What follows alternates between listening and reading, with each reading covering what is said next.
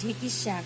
সোমবারে দিয়ে দিলাম কালো জিরা, দিয়ে দেবো কুচি করে পেঁয়াজ আর 5-6টা কাঁচা লঙ্কা। 1 মুঠা শাক হবে তো, 1 মুঠা শাকের জন্য পেঁয়াজটা মোটামুটি ভাজা হবে, তারপর শাকটা দিয়ে দেবো।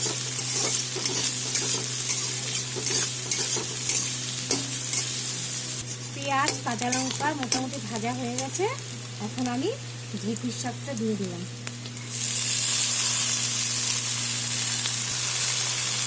লবণ আর হলুদ দিয়ে দিলাম।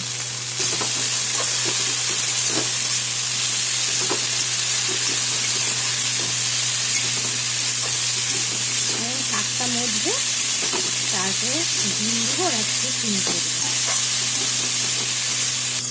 আমার শাক মোটামুটি হয়ে এসেছে, এখন ডিম দিয়ে দেবো আর একটু চিনি করে দেবো।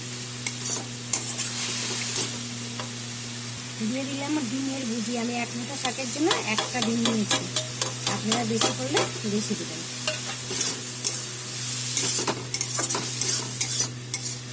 একটা ডিম আর একটা বড় পেঁয়াজ। 2 মুঠা শাক করলে 2টা ডিম দেবেন, আর 1.5টা পেঁয়াজ দিলে মোটামুটি হয়ে যাবে। বড় সাইজের হয়ে যাবে, মাঝারি সাইজের 2টা পেঁয়াজ দিয়ে দিলাম। চিনি। আমার ঢেঁকির শাক রেডি হয়ে গেছে। আপনারা এরকম করে বানাবেন, বানিয়ে খেয়ে আমাকে কমেন্ট করে জানানো কেমন হয়েছে। লাইক করবেন, কমেন্ট করবেন, শেয়ার করবেন। Thank you.